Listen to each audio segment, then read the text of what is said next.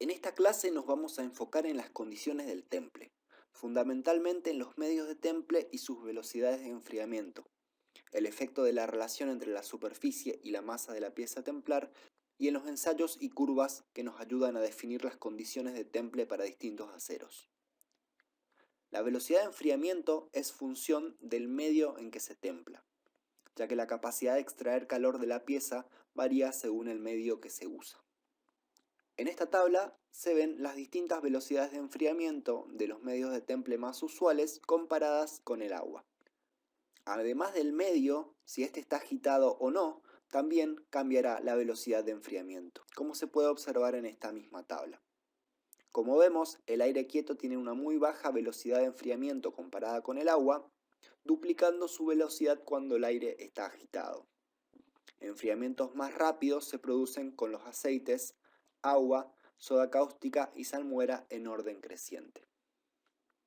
La razón entre el área superficial y la masa es un factor importante para determinar la rapidez real del enfriamiento de una pieza, debido a que la tasa de transferencia de calor de la pieza al medio de temple es proporcional a esta relación.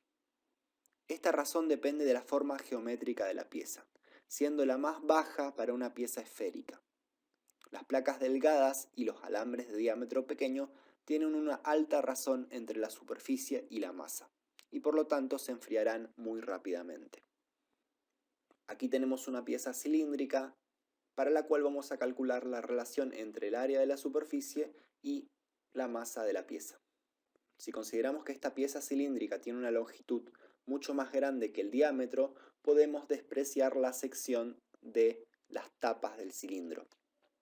Por lo tanto, el área sobre la masa de esta pieza será pi por diámetro por la longitud, me da el área de la superficie del cilindro, y el volumen por la densidad volumétrica me va a dar la masa total de esta pieza. Ahora reemplazamos el volumen por pi por diámetro cuadrado sobre 4 por L, que es el volumen de un cilindro, y acá podemos hacer algunas simplificaciones.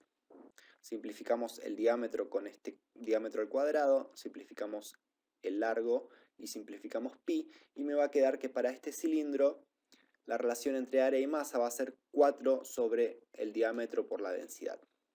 Es decir que para un determinado material, cuanto más grande sea el diámetro, más baja será la relación área-masa y por lo tanto más baja será su velocidad de enfriamiento. Lo mismo sucede a la inversa, cuando más chico es el diámetro, más grande será la relación área-masa y más rápido será el enfriamiento de esa pieza. Aquí vemos para una barra de acero con diferentes diámetros las velocidades de enfriamiento que tendrá en la superficie. Fíjense que con un diámetro de 5 pulgadas el enfriamiento es muy lento. A medida que vamos reduciendo el diámetro a 4, 3 y 2 pulgadas, la velocidad se va haciendo mayor, hasta que al llegar a 1 pulgada y a media pulgada, la velocidad de enfriamiento es tal que tenemos una microestructura 100% martensítica en la superficie. Como hablamos en clases anteriores, el centro de una pieza templada se enfriará más lentamente que la superficie. La imagen de arriba me muestra las velocidades de enfriamiento en la superficie y en el centro de la pieza para una barra redonda de media pulgada de diámetro templada en agua. Si nos fijamos, como el diámetro es muy pequeño, las velocidades de enfriamiento en la superficie y en el centro serán casi iguales. En cambio, para una barra de diámetro mayor, por ejemplo 2 pulgadas, la velocidad de enfriamiento del centro será mucho menor que la velocidad de enfriamiento de la superficie. Es decir, en la superficie se enfriará mucho más rápidamente que en el centro de la pieza. Esta imagen me muestra las distintas curvas de enfriamiento para distintos puntos de una barra de 1 pulgada templada. Estos puntos se encuentran en la superficie y en el interior de la barra. Así el punto A se encuentra en la superficie de la barra, el punto B en el interior de la barra a una determinada distancia, el punto C a una mayor distancia de la superficie, hasta llegar al punto G que se encuentra en el centro de la barra. Por supuesto, el punto G, que es el punto central, se enfriará más lentamente que los otros puntos que están más cerca de la superficie, y el punto A será el punto de enfriamiento más rápido. Debido a todos estos factores que afectan la severidad del temple, las microestructuras obtenidas y las propiedades mecánicas resultantes de una pieza, La prueba de temple de Jomini es de gran utilidad práctica para determinar la templabilidad de un acero. En este ensayo se fabrica una pieza de prueba estándar y se calienta hasta su estado austenítico. La pieza de prueba estándar tiene estas dimensiones. Esta es una barra cilíndrica de un diámetro 25 milímetros y una longitud de 100 milímetros. Y acá tenemos un hombro para que la pieza pueda ser apoyada en un orificio. Como dijimos, esta pieza es calentada hasta su estado austenítico y luego se la deja caer en esta posición en un marco como se ve en esta figura. A esta pieza se la enfría solo en un extremo por medio de un chorro de agua estándar preestablecido a 25 grados como se muestra en esta figura. Es decir, la pieza caliente a una temperatura de austenización se la sitúa en este orificio y luego se hace circular un chorro de agua fría, el cual da de lleno en la superficie interior de esta probeta. Como consecuencia de esto se obtienen diferentes velocidades de enfriamiento a lo largo de la barra. En la punta de la barra, en contacto con el chorro de agua, será máxima la velocidad de enfriamiento e irá disminuyendo a medida que la distancia al extremo aumente. Es decir, en este extremo de la barra que está en contacto con el chorro, la velocidad de enfriamiento será muy alta. Y a medida que nos alejemos de la punta de la barra, las velocidades de enfriamiento irán decreciendo. Después del enfriamiento se maquina de forma plana la pieza con 0,4 milímetros de profundidad a lo largo del lado de la barra y se realizan mediciones de dureza a intervalos definidos, a lo largo de la longitud desde el extremo templado. Es decir, una vez concluido el ensayo, se maquina la superficie de la pieza, se le hace un lado plano de 0,4 milímetros de profundidad y en esa superficie plana se le va midiendo la dureza a la probeta a distancias predefinidas a lo largo de la probeta. Es decir, empezamos en el extremo y nos vamos alejando midiendo en cada paso la dureza de la probeta en ese rebaje plano que se le ha maquinado a la probeta. Luego esas durezas que medimos las graficamos en un gráfico como este, en donde en ordenadas ponemos la dureza y en abscisas tenemos la distancia al extremo de la probeta. Es decir, para una determinada longitud tenemos una determinada dureza y así vamos construyendo estas gráficas para distintos tipos de aceros, como vemos aquí, 3 tipos de acero distintos. Estas distancias desde la punta de la probeta en contacto con el chorro se denominan distancias Jomini y están asociadas a una determinada velocidad de enfriamiento, como podemos ver en esta tabla de aquí. Tenemos las distintas distancias Jomini, que son las distancias al extremo de la probeta. En este caso están en pulgadas, 1/16, 2/16, 3/16, a medida que nos alejamos del extremo de la probeta. Y cada una de esas distancias Jomini está asociada a una determinada velocidad de enfriamiento.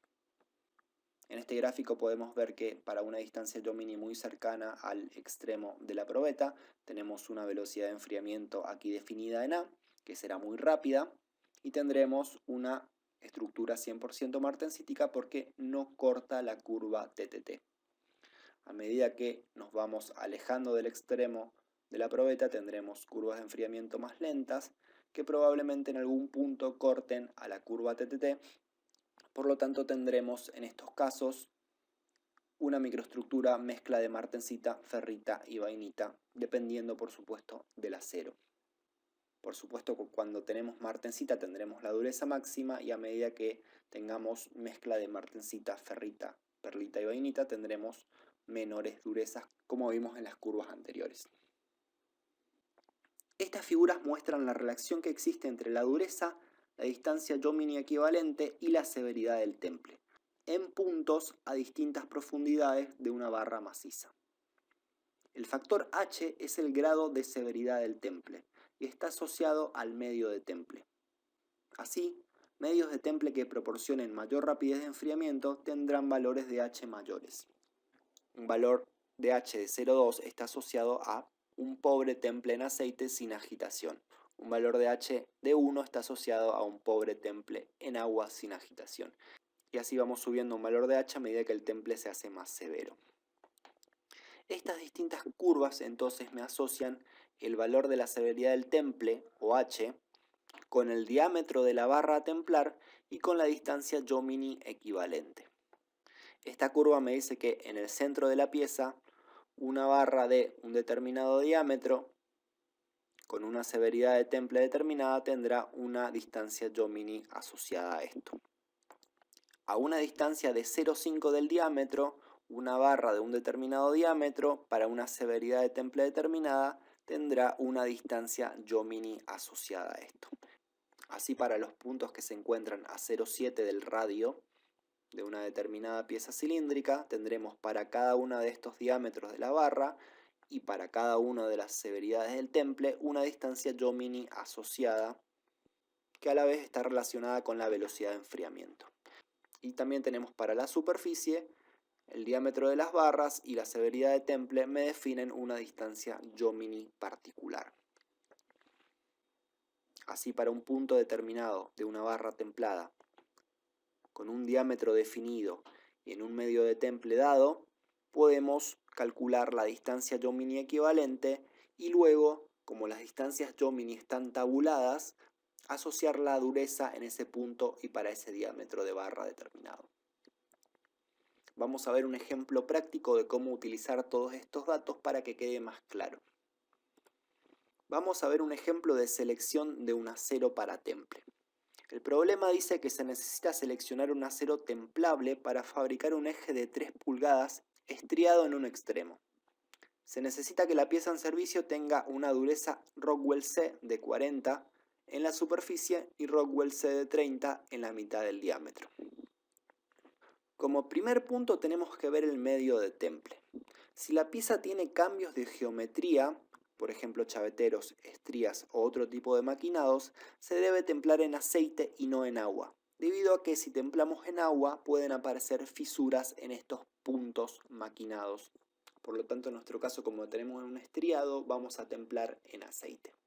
Por lo tanto, buscamos el valor H que corresponde al aceite. Vamos a suponer que vamos a templar en aceite agitado, por lo tanto nuestro valor de H será de 0,35. Lo siguiente es calcular la dureza luego del temple. Recordemos que luego del temple es necesario un proceso de revenido, el cual va a bajar la dureza del acero. Por lo tanto, si el requisito de la pieza es que tenga 40 Rockwell C en servicio, es decir, luego del revenido, en el temple va a tener que alcanzar por lo menos entre 45 y 50 de dureza, para que luego en el revenido no tengamos menos de 40. Vamos a suponer que en el revenido la pieza templada va a perder 5 puntos de Rockwell, es decir, que luego del temple va a tener que alcanzar la dureza de 45 Rockwell C. Lo mismo va a suceder para el punto de la mitad del diámetro. Vamos a necesitar en servicio 30 Rockwell C, por lo tanto luego del temple tenemos que alcanzar por lo menos 35 H Rockwell C. Como tercer paso vamos a calcular las distancias Jomini equivalentes para puntos en la superficie y en la mitad del diámetro, en donde vemos estas dos figuras. Entramos entonces con el diámetro, aquí tenemos 3 pulgadas, vamos a ir hasta la curva de H035, que era nuestro valor que habíamos determinado anteriormente, y con eso bajamos hasta la distancia Jomini equivalente, que es el valor de abscisas. Esa distancia Jomini equivalente va a ser 5 octavos de pulgada para la superficie, y para la mitad del diámetro entramos con 3 pulgadas hasta la curva de 0,35H y obtenemos un valor de 1 pulgada para el punto que se encuentra en mitad del diámetro. Y ahora, como tenemos las dos distancias Jomini equivalentes, vamos a buscar las curvas de ensayos Jomini de distintos aceros. Aquí tenemos varios aceros, un 4340, un 1080, un 1050, un 4320, distintos tipos de acero, todos templables. Y vamos a graficar primero para la superficie. Entramos con la distancia Jomini, que era 5 octavos o 10 sobre 16 pulgadas. Y para ese punto necesitamos una dureza de 45. Luego entramos con la distancia Jomini equivalente para la mitad del diámetro, que era 1 pulgada o 16 sobre 16 pulgadas.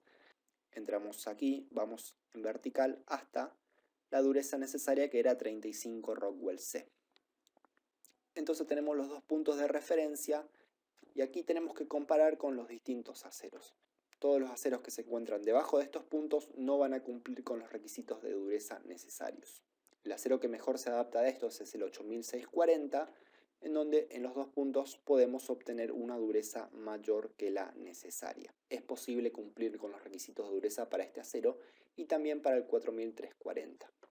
Es decir, luego de comparar distintas curvas de Jomini vamos a encontrar una serie de candidatos y de esos aceros candidatos nos debemos fijar cuáles hay disponibles en el mercado en el que están inmersos como ingenieros y también el costo de esos materiales. Es decir, quizás el mejor acero sería un 8640, pero en el mercado en el que estoy inmerso no puedo conseguir una barra de ese acero y necesito buscar otro. Por eso es bueno comparar y buscar distintas curvas de aceros. Estos son 7 o 8 aceros, hay una gran variedad de curvas de Jomini disponibles en las distintas normas que es posible usar para selección de materiales y luego reducir los candidatos en función a la disponibilidad de mercado y seleccionarlos según el precio